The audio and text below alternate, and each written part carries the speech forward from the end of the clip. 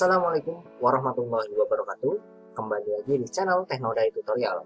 Pada video tutorial kali ini saya akan memberikan tutorial kepada Anda tentang cara pembuatan aplikasi chat berbasis Visual Basic yang tentunya menggunakan aplikasi Visual Studio. Namun sebelum lanjut ke video, jangan lupa klik like, komen, dan subscribe ke channel ini apabila Anda belum, dan selamat menyaksikan. Oke, untuk video kali ini saya akan jelaskan tentang cara pembuatan aplikasi chat menggunakan Visual Studio, di mana aplikasi ini dapat bertindak sebagai server dan sebagai klien. Di sini saya akan memberikan sebuah ikhtisar atau pendahuluan tentang aplikasi ini. Ya, aplikasi ini saya buat selain untuk memenuhi tugas saya sebagai seorang mahasiswa, juga sebagai tempat untuk dokumentasi. Jadi sewaktu-waktu saya lupa, saya ingin menggunakan model yang sama, saya hanya perlu membuka video-video ini. Oke, saya rasa cukup untuk ikhtisarnya. Langsung aja kita buka aplikasinya, yaitu Visual Studio. Nah, di sini masih sama, saya menggunakan 2013. Kenapa nggak yang terbaru, Bang? Karena ya itu tadi, karena saya belajarnya masih 2013 dan perlu adaptasi dengan aplikasi 2019 atau yang terbaru. Oke, langsung aja kita buat di sini projectnya dengan klik new project. Lalu setelah itu pastikan bentuknya Visual C# dan bentuk formnya adalah Windows Form Application. Setelah itu beri nama, terserah aplikasi chat, saya akan beri nama ini. Setelah itu untuk penyimpanan sesuaikan dengan keinginan kalian, lalu klik OK dan tunggu beberapa saat hingga Visual Studio selesai untuk generate dari projectnya. Oke, ini adalah bentuk form kosong ya, masih kosong, belum ada tambahan apa-apa di sini, masih benar-benar kosong. Nah, sebelum lanjut ke pembuatan form, saya akan jelaskan beberapa icon-icon atau item-item yang nanti akan digunakan di form ini, tentunya sesuai dengan gambar berikut. Ya, ini dia gambarnya. Ya, aplikasinya akan tampil kurang lebih seperti berikut, yaitu ada isian untuk jadi sebagai server dan sebagai klien. Nah, untuk yang bawah itu untuk mengetik pesan, dan yang sebelah kanan yang kotak besar itu digunakan untuk history atau merekam percakapan. Oke, kurang lebih seperti itu untuk gambaran aplikasinya. Lalu item-itemnya apa aja, Bang, yang digunain? Oke, di sini akan saya jelaskan. Mungkin kali ini agak lengkap ya, nggak seperti video yang kemarin. Ada yang di skip karena kemarin hampir mirip rata-rata. Nah, di sini kita ada 3 buah kolom, di mana kolom pertama bernama control, yang kedua properties, dan value. Tentu sama ya, kayak video yang kemarin. Nah, di control ini ada beberapa item yang Anda akan gunakan. Langsung aja ya, yang pertama form ya, ini form ini sendiri yang ada di depan kalian, form kosong itu. Nah, setelah itu group box. Nah, group box ini yang berbentuk box yang ada tulisan server dan client. Nah, kurang lebih group box seperti itu. Lalu di dalam group box ada label yang mana label ini bertuliskan IP dan port, itu namanya label. Nah, lalu text box. Nah, text box ini sebelahnya IP dan port, yang kotak bisa kita isi itu namanya text box. Nah, untuk text box sendiri di sini ada 1, 2, 3, 4, 5, 6. Ada 6, kurang lebih 6 text box atau 7. 1, 2, 3, 4, 5, 6 text box ya. Oke, di sini ada 6 text box kalau berdasarkan contoh ini. Lalu ada button di sini ada 3, yaitu start server, connect, dan send. Untuk merekam dan mengirim kita gunakan yang namanya itemnya itu background worker, itu kita gunakan 2, background worker 1 dan 2, ini default ya. Nah, untuk penjelasan dari setiap value yang nanti akan dimasukkan ke coding ya, di sini dari form ini yang akan kita masukkan ke coding yaitu text box-nya. Di semua text box, lalu semua button, dan background worker. Oke, untuk penamaannya seperti berikut, mungkin bisa dicatat dulu seperti yang tadi saya jelaskan. Oke, kurang lebih seperti itu untuk pembuatan formnya. Oke, langsung aja kita mulai untuk sesi pembuatan form.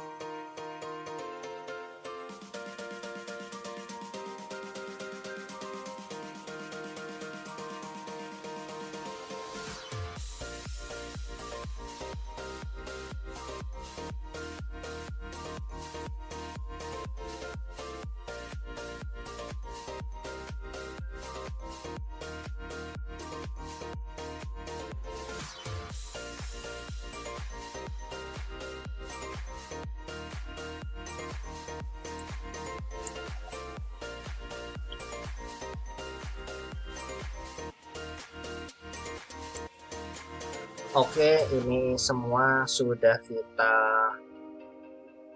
buat, tinggal kita lakukan finishing di akhir, yaitu kita ganti namanya form 1 di bagian teks ya. Nah, ini kita ganti menjadi aplikasi chat. Nah,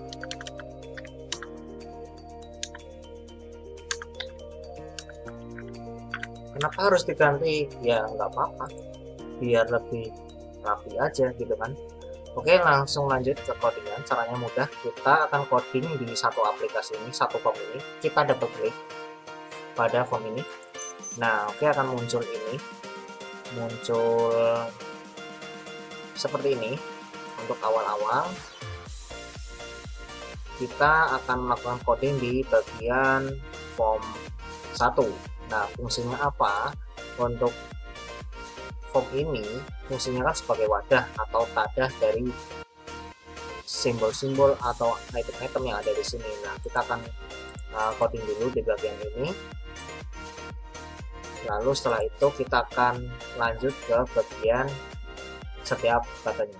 Oke, ikuti terus video ini.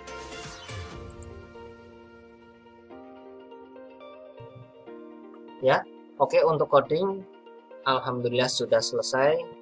Nah, untuk codingnya akan saya jelaskan di video yang ini. Saya akan jelaskan di sini. Ya, untuk awal-awal kita definisikan dulu untuk system.io. Kenapa .io? Karena ini fungsinya untuk mengambil data dari luar aplikasi. Nah, setelah itu kita coding bagian form yang tadi seperti ini. Ya, ini kurang lebih bagian form. Kita definisikan dulu TCP client. Nah, ini kenapa menggunakan TCP client, karena nanti akan menggunakan alamat IP. Oke, kita lanjut ya. Jadi coding formnya itu dari sini sampai sini. Kita lanjut ke bagian form 1 load. Nah, ini bagian button start atau button ini start server. Kita coding seperti ini codingnya. Oke, lanjut ke button connect. Nah, button connect ini, button ini codingnya kurang lebih seperti ini.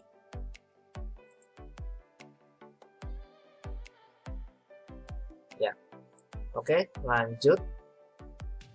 Maaf sampai sini ya maksudnya ya, sampai ini. Oke, lanjut ke button send. Button send yang ada di sini itu codingnya kurang lebih seperti ini. Nah, lalu yang terakhir adalah background worker ini. Ini codingnya kurang lebih seperti ini. Background worker 1 ya. Nah, lanjut ke background worker 2, codingnya kurang lebih seperti ini. Oke, jadi saya akan jelaskan sedikit ya di sini. Nah, ini fungsinya background worker itu untuk apa? Jadi dia itu lebih sebagai fungsi yang digunakan untuk merekam dari aktivitas setnya. Oke, ini tadi saya kecilkan karena kebesaran ya tadi. Ternyata setelah saya lihat-lihat bagus besar ternyata untuk kotak chat ini. Kita besarkan lagi. Ini kita atur supaya tampilannya lebih proporsional. Oke, kurang lebih seperti ini. Ya, background worker sudah. Lalu di sini ini untuk merekamnya. Ya, oke, kurang lebih seperti itu. Mungkin nanti teman-teman bisa lihat video ini sambil di stop atau di print screen dulu ya. Oke, kurang lebihnya seperti ini. Untuk percobaan kita coba dulu jalan seperti apa ya, aplikasinya seperti ini kurang lebih. Kita coba, ini kita kosongkan, kita gunakan IP 127.0.0.1. nah, fungsinya apa 127? Kenapa harus 127? Karena 127 adalah IP loopback atau IP yang dimiliki oleh komputer itu sendiri. Lalu portnya kita isikan 123 saja. Start server, kita log.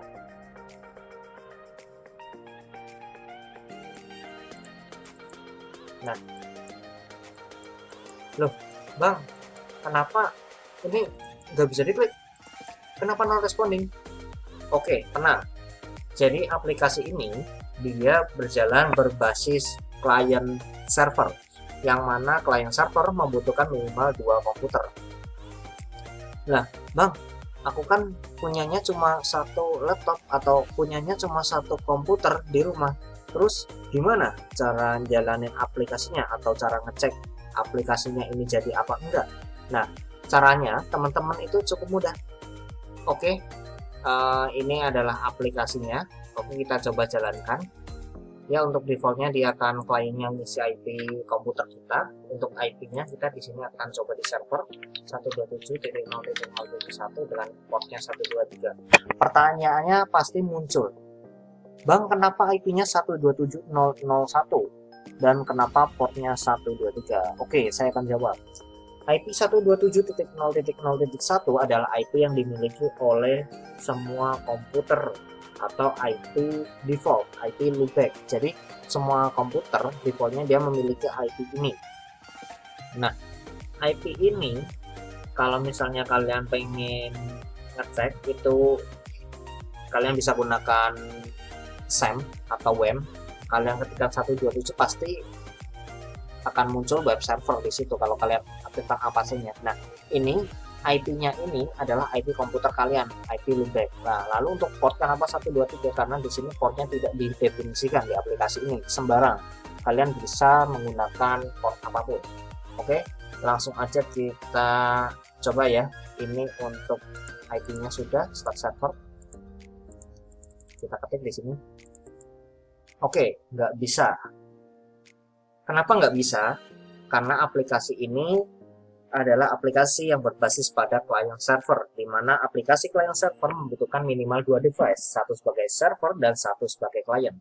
Namun di video kali ini saya akan memberikan cara tentang bagaimana cara mengatasi atau mengakali biar aplikasi client server ini jalan di satu PC.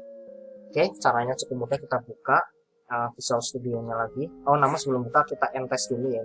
Ini tidak bisa kita silang. Kita hanya bisa matikan paksa lewat Task Manager seperti ini. Kita test. Oke, setelah kita test, aplikasi udah bisa disilang atau ditutup. Kita buka Visual Studio-nya, New. Nah, di sini kita akan open project di sini.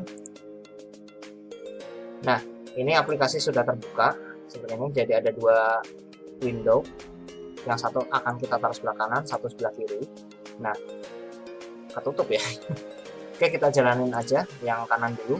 Nah, kita isikan IP-nya servernya 01 dan 123. Start server, sebelum start kita start dulu yang client. Nah, di sini akan muncul ini yang bagian client. Kita juga isikan IP yang sama. 123. Oke, ini kita kosongin, kita klik start server dan kita klik connect. Nah, ini client udah connect ke server. Kita coba ketikkan.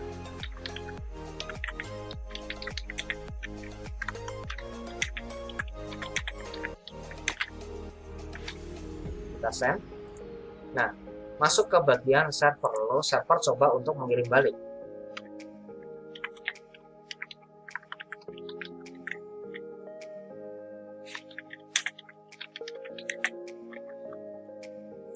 Ya, di sini sudah berhasil ngirim antara server dan client. Namun di sini tampilannya masih jelek karena tidak ada enter ya, karena kesalahan saya, kekurangan saya tadi di coding saya kurang teliti, kurang menambahkan \n. Namun nanti akan saya coba perbaiki lagi di kedepannya. Oke, kurang lebihnya seperti itu untuk aplikasi chat menggunakan Visual Studio. Kurang lebihnya mohon maaf. Terima kasih sudah menonton video ini dan sampai jumpa di video selanjutnya. Bye bye.